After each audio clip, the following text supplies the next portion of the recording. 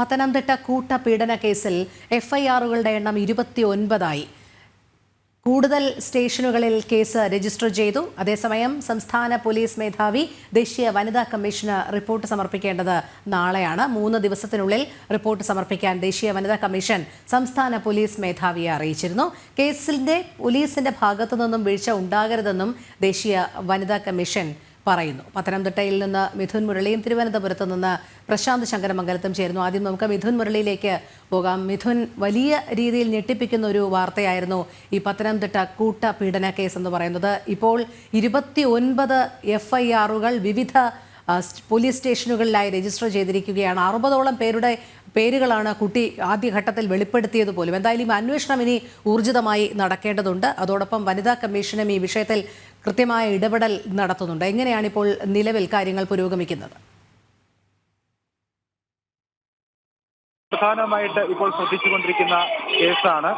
വളരെ നിർണായകമായിട്ടുള്ള ഒരു കേരള ചരിത്രത്തിൽ തന്നെ അപൂർവമായി സംഭവിക്കുന്ന ഒരു കേസുകളിൽ ഒന്നായതുകൊണ്ട് തന്നെ വളരെ വേഗത്തിൽ അന്വേഷണം വ്യാപിപ്പിക്കേണ്ടത് പോലീസിനെ സംബന്ധിച്ചിടത്തോളം ശക്തമായ കാര്യം തന്നെയാണ്. അതുകൊണ്ട് തന്നെ പ്രത്യേക അന്വേഷണ സംഘത്തിന് രൂപം നൽകി വിവിധ പോലീസ് സ്റ്റേഷനുകൾ കേന്ദ്രീകരിച്ചുകൊണ്ടുള്ള വ്യാപകമായിട്ടുള്ള അന്വേഷണമാണ് ഇപ്പോൾ പുരോഗമിച്ചുകൊണ്ടിരിക്കുന്നത്. നിലവിൽ 29 എഫ്ഐആറുകൾ വിവിധ സ്റ്റേഷനുകളിലായി രജിസ്റ്റർ ചെയ്തിട്ടുണ്ട്. നേരത്തെ പത്തനംതിട്ട, ഇടത്തട്ട സ്റ്റേഷനുകളിൽ മാത്രമായിരുന്നു 5-7 കേസുകൾ ആദ്യം രജിസ്റ്റർ ചെയ്തിരുന്നെങ്കിൽ ഇപ്പോൾ കൂടുതൽ സ്റ്റേഷനുകളിൽ പന്തളം, മലയാലപ്പുഴ പോലീസ് സ്റ്റേഷനുകളിലായിട്ട് ഓരോ കേസുകൾ വീതം രജിസ്റ്റർ ചെയ്ത് അങ്ങനെ 29 എഫ്ഐആറുകൾ രജിസ്റ്റർ ചെയ്തിരിക്കുന്നു. 9 കേസുകൾ ആകെ രജിസ്റ്റർ ചെയ്തിരിക്കുന്നു. ഇതിൽ പല ആളുകളും ഇപ്പോൾ വിദേശത്താണ്, സംസ്ഥാനം വിട്ട് പുറത്ത് പോയിരിക്കുന്നുണ്ട് എന്നുള്ള വിവരങ്ങളും പോലീസിന് ഉണ്ട്. ഇവരെല്ലാം കണ്ടെത്തുന്നതിനുള്ള ശ്രമകരമായ ദൗത്യമായിരിക്കും ഇനിയുള്ള ദിവസങ്ങളിൽ പോലീസിന്റെ ഭാഗത്ത് നിന്ന് ഉണ്ടാകേണ്ടത്. കാരണം നേരത്തെ സൂചിപ്പിച്ചതുപോലെ വളരെ നിർണായകമായിട്ടുള്ള കേരളം പരമപ്രധാനമായിട്ട് നോക്കിക്കാണുന്ന ഒരു കേസ് ആണ് എന്നുള്ളത് ഒരു പ്രധാനപ്പെട്ട കാര്യം തന്നെയാണ്. ശരി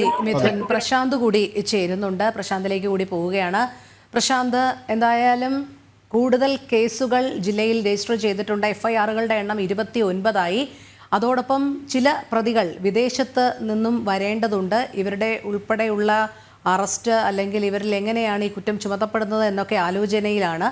അതോടൊപ്പം ദേശീയ വനിതാ കമ്മീഷന് പോലീസ് ഉദ്യോഗസ്ഥർ റിപ്പോർട്ട് സമർപ്പിക്കേണ്ടത് നാളെയാണ് എന്നും അറിയാൻ കഴിയുന്നുണ്ട്. അതുമായി ബന്ധപ്പെട്ട വിവരങ്ങൾ കൂടി.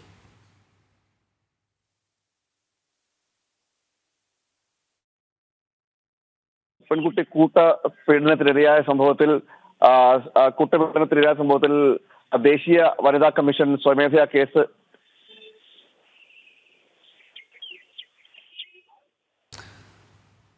പത്തനംതിട്ടയിലാണ് വളരെ ഞെട്ടിക്കുന്ന തരത്തിലുള്ള ഒരു പോക്സോ കേസാണ് വരുന്നത്. അതായത് വർഷങ്ങളായി 13 വയസ്സ് മുതൽ ഇപ്പോൾ ആ പെൺകുട്ടിക്ക് 18 വയസ്സുണ്ട്. അപ്പോൾ ഏകദേശം 5 വർഷത്തോളമായി 64ഓളം ആളുകൾ ക്രൂരമായ പീഡനത്തിന് ഇത്രയും പേർ പീഡനം നടത്തിയെന്നുള്ള ഞെട്ടിപ്പിക്കുന്ന വെളിപ്പെടുത്തലാണ്. CWC മുമ്പാകെയാണ് പെൺകുട്ടി ആദ്യം മൊഴി നൽകിയത്. പിന്നീട് അത് പോലീസിന് കൈമാറുകയായിരുന്നു. അതിന്മേലുള്ള അറസ്റ്റാണ് ഇപ്പോൾ തുടരുന്നത്. ഇപ്പോൾ അറസ്റ്റ് ചെയ്തവരുടെ എണ്ണം 28ആയി. നിരവധി ആളുകൾ, 40ഓളം ആളുകൾ ഈ കേസിൽ ഇപ്പോൾ തന്നെ ഉൾപ്പെട്ടിട്ടുണ്ട്. ചിലർ വിദേശത്തുമാണ്.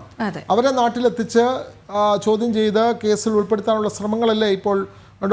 പ്രശാന്ത്, ഇപ്പോൾ ആ കേസിൻ്റെ ഒരു തുടർ നീക്കങ്ങൾ അങ്ങനെയല്ലേ? പ്രത്യേക അന്വേഷണ സംഘത്തെ പോലും ഇപ്പോൾ നിയോഗിച്ചു കഴിഞ്ഞു പോലീസ്. പ്രശാന്ത്, പോലീസ് പ്രത്യേക അന്വേഷണ കമ്മീഷനെ നിയോഗിച്ച് അന്വേഷണം തുടരുന്ന സാഹചര്യമാണുള്ളത്. വലിയ വിവാദമാകുകയും ചെയ്തു. പത്തനംതിട്ടയിലെ ഈ സംഭവം, ഈ പെൺകുട്ടിക്ക് പീഡനത്തിന് ഇരയാകേണ്ടി വന്ന സംഭവം വലിയ വിവാദമാകുകയും ചെയ്തു. ഇതിന്റെ അടിസ്ഥാനത്തിലാണ് ഇപ്പോൾ ദേശീയ വനിതാ കമ്മീഷൻ കേസെടുക്കാൻ നിർദ്ദേശം നൽകുകയും ചെയ്തത്. തുടർന്നാണ് കേസുമായി ബന്ധപ്പെട്ട ഒരു റിപ്പോർട്ട് സമർപ്പിക്കണമെന്ന് 3 ദിവസത്തിനകം സമർപ്പിക്കണമെന്ന് ദേശീയ വനിതാ കമ്മീഷൻ ആവശ്യപ്പെട്ടത്. സംസ്ഥാന പോലീസ് മേധാവിയോടാണ് ഇത് ആവശ്യപ്പെട്ടത്. അത് നാളെ അവസാനിക്കും. ഈ കാര്യത്തിൽ ഒരു തരത്തിലുള്ള വീഴ്ചകളും വരാൻ പാടില്ല. കേസിൽ പൂർണ്ണമായൊരു പരിഗണന ഇതുമായി ബന്ധപ്പെട്ട് ഈ പെൺകുട്ടിക്ക് കിട്ടണം. മാത്രമല്ല, പ്രതികൾ ഒരാൾ പോലും രക്ഷപ്പെടാൻ പാടില്ല എന്നതടക്കമുള്ള കാര്യങ്ങൾ സൂചിപ്പിച്ചുകൊണ്ടാണ് വനിതാ കമ്മീഷൻ ഇത്തരത്തിലൊരു നിർദ്ദേശം നൽകിയിരിക്കുന്നത്. നാളെ ഇതുമായി ബന്ധപ്പെട്ട കൂടുതൽ വിവരങ്ങൾ പോലീസ് മേധാവി ദേശീയ വനിതാ കമ്മീഷന് സമർപ്പിക്കുമെന്നാണ് അറിയാൻ കഴിയുന്നത്. മാത്രമല്ല, SC/ST പട്ടികജാതി വകുപ്പും ഇതുമായി ബന്ധപ്പെട്ട കേസെടുക്കുവാനുള്ള സാധ്യതയുമുണ്ട്. എന്തായാലും വലിയ വിവാദങ്ങൾ ഉണ്ടായതിന് പിന്നാലെയാണ് ദേശീയ വനിതാ കമ്മീഷൻ നേരിട്ട് തന്നെ കേസ് ഈ വിഷയത്തിൽ എടുക്കുന്ന സാഹചര്യം ഉണ്ടായത്. അതോടൊപ്പം തന്നെയാണ് വിശദീകരണവും ചോദിച്ചിരിക്കുന്നത്. ഈ വിഷയത്തിൽ എടുക്കുന്ന സാഹചര്യം ഉണ്ടായത്. അതോടൊപ്പം തന്നെയാണ് വിശദീകരണവും ചോദിച്ചിരിക്കുന്നത്. സംസ്ഥാന പോലീസ് മേധാവിയോടാണ് ഇതിൽ വിശദീകരണം ചോദിച്ചിരിക്കുന്നത്.